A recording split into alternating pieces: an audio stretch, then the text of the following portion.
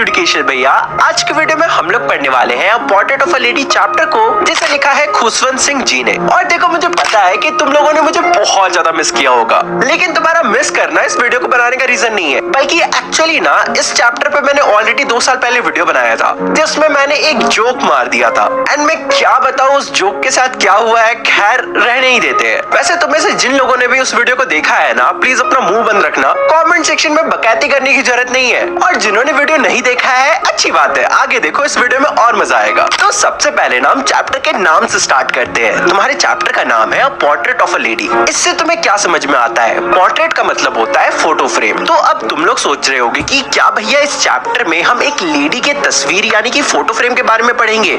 नहीं, हम लेडी के फोटो फ्रेम के बारे में तो नहीं पढ़ेंगे, लेकिन हम ये जरूर पढ़ेंगे कि कैसे एक ओल्ड लेडी वक्त के साथ बस फोटो फ्रेम बन के रह जाती है। ये कहानी ना दिल को टच कर जाने वाली कहानी है, और इस चैप्टर में हम ऑथर और उसकी ग्रैंडमदर के रिलेशन को समझेंगे, और हम देखेंगे कि कैसे वक्त के साथ ऑथर और उसकी दादी का जो रिलेशन है ना, वो बदल जाता है, यानी कि कैसे वक्त के साथ इन दोनों का रिश्ता बदल जाता है। तो चलो बिल्कुल भी टाइम वेस्ट नहीं करते और स्टोरी का एक्सप्लेनेशन स्टार्ट करते हैं। पता है, मेरी दादी बिल्कुल वैसी ही है जैसे आप सबकी दादी होती है, एक ओल्ड और व्रिंकल्ड लेडी, यानी कि बुढ़ी और झुर्रियों वाली लेडी। और पता है, जब से मैंने होश संभाला है ना, तब से मेरी दादी बिल्कुल ऐसी ही है। मैंने अपनी दादी को कभी भी बहुत खूबसूरत तो नहीं देखा है, पर पता है लोग बातें करते हैं कि मेरी दादी एक समय में बहुत ही ज्यादा यंग और प्रिटी दिखा करती थी, यानी कि जवान और खूबसूरत दिखती थी। लेकिन ये बात मेरे लिए बहुत ज्यादा हार्ड टू बिलीव है, यानी कि मैं इस बात को यकीन नहीं कर सकता। मतलब ऑब्वियस सी बात है, दादी और जवान ये कैसे हो सकता है? भला दादी जवान कैसे हो सकती है? और पता है, लोग तो ये भी बातें करते थे कि मेरी दादी के एक हस्बैंड भी थे। और पता है, मेरे दादाजी का पोर्ट्रेट ड्राइंग रूम के मैंटल पीस के ऊपर लटका हुआ था। पोर्ट्रेट का मतलब फोटो फ्रेम होता है, ये तो तुम सबको पता होगा।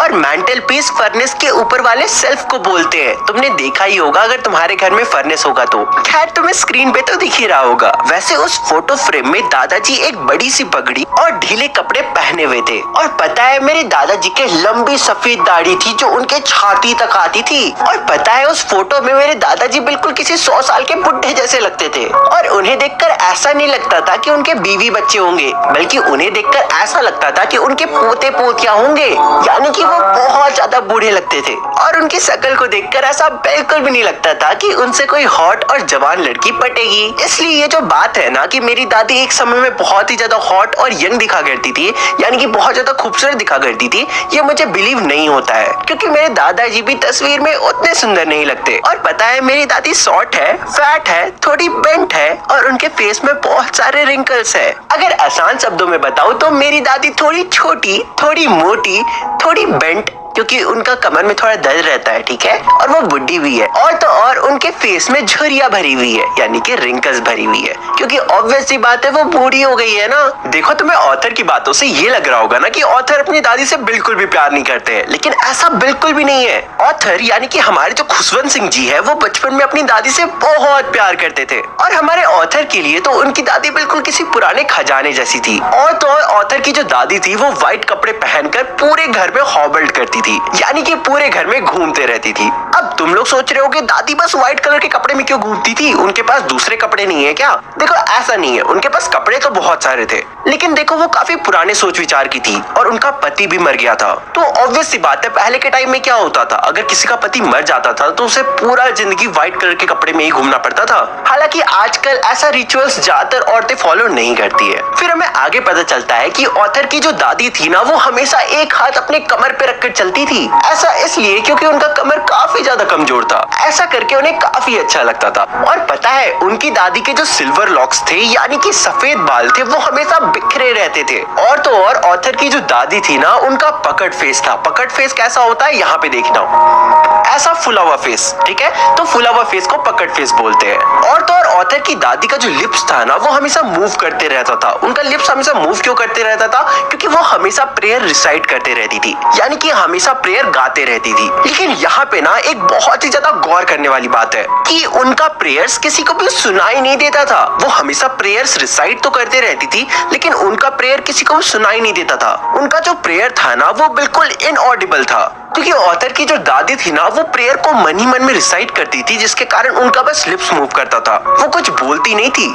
देखो तुम सबको मेरी बातों से ऐसा लग रहा होगा ना कि मेरी दादी बिल्कुल भी सुंदर नहीं है, लेकिन ये सच नहीं है। मेरी दादी ना बहुत सुंदर है, बिल्कुल winter landscape in the mountain की तरह। यानी कि सर्दियों के समय पहाड़ों में जो सफेद नजारे होते हैं जो दिल को सुकून और शांति से भर देते हैं, मेरी दादी बिल्कुल वैसी ही थी। और पता है, मैं और मेरी दादी बिल्कुल बेस्ट फ्रेंड्स थे। जब मम्मी और पापा सिटी में रहने चले गए तब उन्होंने मुझे दादी के पास छोड़ दिया। इसके बाद क्या, मैं और दादी दिन भर साथ रहते थे और वो हर सुबह मुझे उठाती थी, तैयार करती थी और स्कूल ले जाती थी। चल जल्दी उठ जा, स्कूल का टाइम हो गया है। मैं तुझे नहा के कपड़े पहना देती हूँ, फिर साथ में प्रेयर गाएंगे, तू भी सुन लेना, तुझे भी कुछ याद हो जाएगा। देखो मैं दादी के प्रेयर्स को सुनता तो था क्योंकि मुझे उनकी आवाज बहुत अच्छी लगती थी, लेकिन मुझे उन प्रेयर्स को याद करने का कोई भी इरादा नहीं था। पता है, मेरी दादी मुझे स्कूल जाने से पहले हमेशा एक वुडन स्लेट देती थी, जिसे वो पहले से धोकर और पीले चौक से प्लास्टर लगा के रखती थी, ताकि मैं रोज उस स्लेट को सुबह सुबह स्कूल ले जा पाऊँ। और साथ ही साथ वो मुझे मिट्टी का बना हुआ एक इंक पॉट और रेड पेन को अच्छे से बांध कर बंडल बना कर देती थी। और तो और पता है, मुझे हर सुबह नाश्ते में एक मोटी और बासी रोटी खाने को मिलती थी, जिसमें थोड़ा सा मक्खन और चीनी लगा हुआ रहता था। और फिर क्या, मैं और दादी दोनों साथ में स्कूल की तरफ चल पड़ते थे। वैसे हाँ, मेरी दादी बचे हुए कुछ बासी रोटी को अपने साथ भी रख लेती थी। अब वो ऐसा क्यों करती थी ये तुम्हें आगे पता चलेगा, लेकिन उससे पहले क्या तुम्हें पता है कि टॉपर्स के 80 में 80 लाने के पीछे क्या राज होता है? I mean, ऑब्वियसली वो एडुकेशन भैया के वीडियोस तो देखते ही है, लेकिन साथ में वो आंसर राइटिंग को भी प्रैक्टिस करते हैं। लेकिन तुम लोग सोच रहे हो कि भैया हम लोग आंसर राइटिंग को कैसे प्रैक्टिस करें? इसलिए मैं तुम सबको सजेस्ट करना चाहता हूँ ओसवाल बुक्स की तरफ से आ रहे सीबीएसई क्वेश्चन बैंक बुक को। पता है, इस बुक में ना 1000 से भी ज्यादा क्वेश्चन है और सभी क्वेश्चन के answer CBSE board marking scheme के अकॉर्डिंग गिवन है। और पता है, ये बुक ना प्रॉपर स्टडी प्लान के साथ आता है और इसलिए इस बुक में तुम्हें माइंड मैप्स और रिविजन नोट्स देखने को मिलेंगे, जो तुम्हें एग्जाम के लिए बहुत ही अच्छे से रेडी करेगा। और तो और चैप्टर वाइज यूनिट टेस्ट और प्रैक्टिस पेपर्स भी देखने को मिलेंगे, जिसे सॉल्व करके तुम अपने सेल्फ कॉन्फिडेंस को बढ़ा सकते हो। और हाँ, मैं तुम्हें बता देता हूँ, इस बुक में 50% क्वेश्चन कॉम्पिटेंसी बेस्ड है और इन्हें प्रीवियस ईयर क्वेश्चंस के साथ अलाइन किया गया है, ताकि तुम्हारे प्रिपरेशन में कोई भी कमी ना रह जाए। और तो और इस बुक को परचेज करने पे तुम्हें ओसवाल के एक्सक्लूसिव 360 कोर्स और मॉक पेपर्स का भी एक्सेस मिलता है। और क्या, बुक का लिंक डिस्क्रिप्शन में है, परचेज करना मत भूलना। चलो चैप्टर को कंटिन्यू करते हैं। वैसे तुम्हें पता है, दादी ऑथर के साथ स्कूल इसलिए जाती थी क्योंकि जो स्कूल था ना वो टेंपल के साथ सटा हुआ था,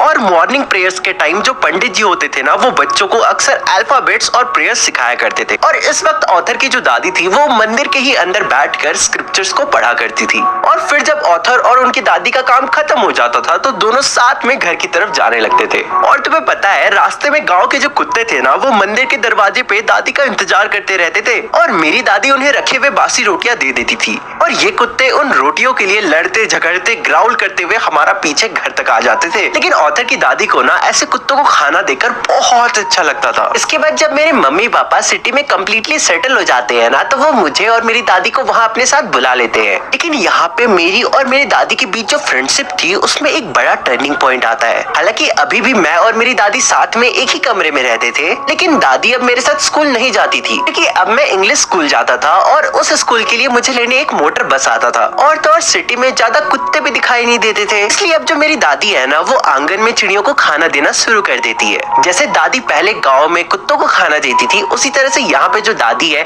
वो आंगन में चिड़ियों को खाना देना स्टार्ट कर देती है। मैं अब भी तुम्हारे ऑथर को सुबह उठाती हूँ, लेकिन जब भी वो स्कूल से आता है वो मुझे इंग्लिश के शब्द और वेस्टर्न साइंस की बातें बताता है। तो ये लॉ ऑफ ग्रेविटी, गोल दुनिया, आर्किमिडीज प्रिंसिपल मुझे समझ नहीं आता है। मुझे तो बस प्रेयर्स और स्क्रिप्चर्स ही समझ आते हैं। मुझे ये मॉडर्न स्कूल नहीं पसंद जहाँ ये फालतू की चीजें पढ़ाई जाती हो जो मेरे लिए कोई सेंस नहीं बनाता। अब देखो, दादी को ना इंग्लिश स्कूल का सिलेबस बिल्कुल भी पसंद नहीं था। अब देखो, ऑब्वियस सी बात है, अगर तुम अपनी दादी को लॉ ऑफ ग्रेविटी और आर्किमिडीज प्रिंसिपल वगैरह बताओगे तो तुम्हें लात जूते तो पड़ेंगे ही ना। और पता है, एक दिन जब मैं अपनी दादी को बताता हूँ कि मेरे स्कूल में म्यूजिक लेसन्स भी सिखाया जा रहा है, तो ये सुनकर मेरी दादी कुछ भी नहीं कहती है, यानी कि वो एक शब्द नहीं कहती है, क्योंकि मेरी दादी के अकॉर्डिंग म्यूजिक बिल्कुल भी अच्छी चीज नहीं थी। उनके लिए ये नाच गाने वाली चीज बिल्कुल गंदी चीज थी जो बस गलत लोग ही करते हैं। मेरी दादी के लिए ये नाच गाना कोई आर्ट वार्ट नहीं था,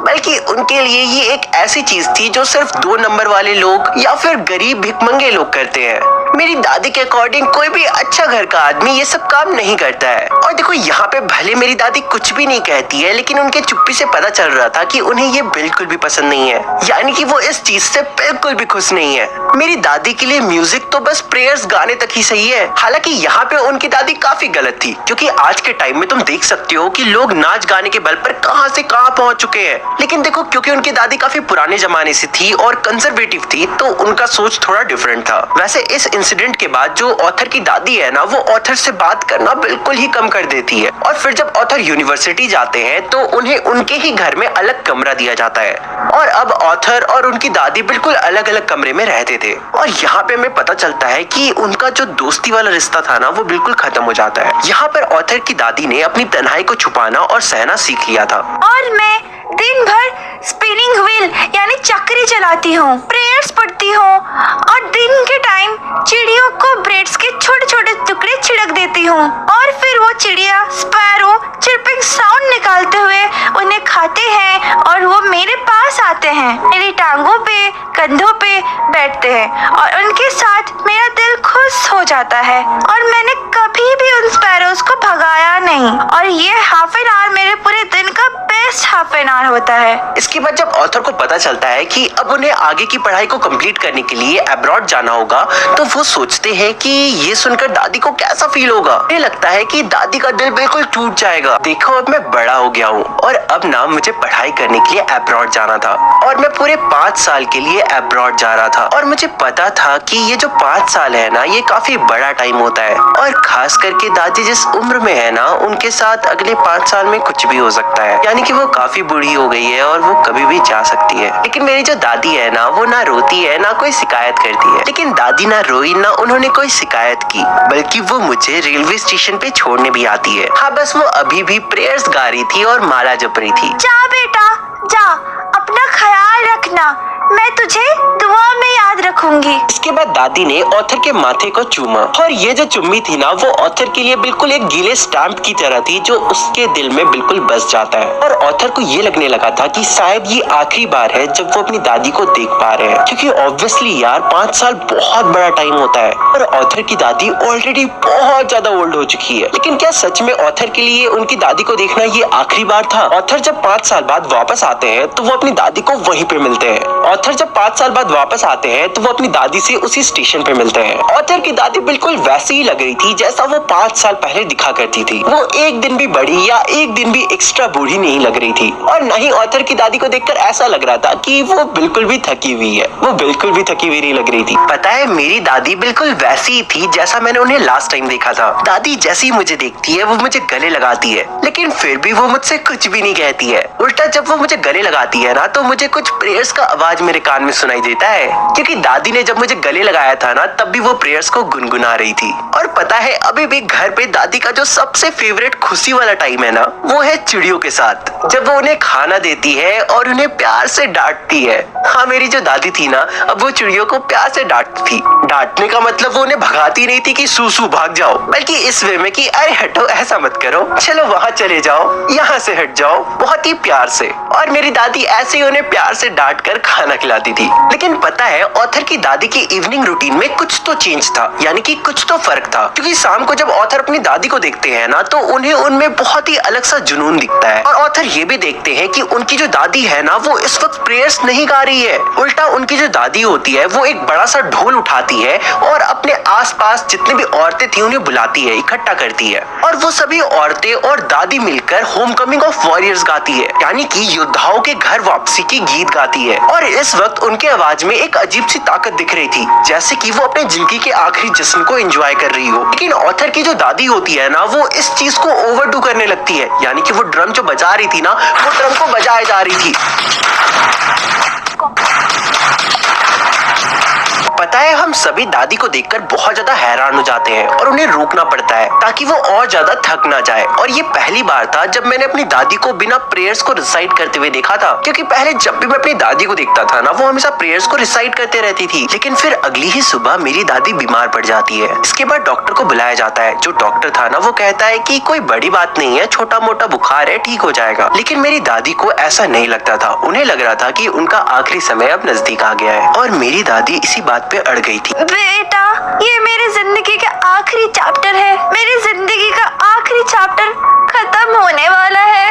अब मुझे बस प्रेयर करने दो, दुआ करने दो, तुम सब छोड़ दो मुझे। ऑथर और उनकी फैमिली ने दादी को बहुत समझाया, लेकिन दादी नहीं मानती है। उनकी जो दादी है वो बिस्तर पर लेटे रहती है और शांति पूर्वक वो प्रेयर्स को गा रही थी और माला को जप रही थी। और फिर एक पल में उनका होठ रुक गया, माला उनके हाथों से गिर गया।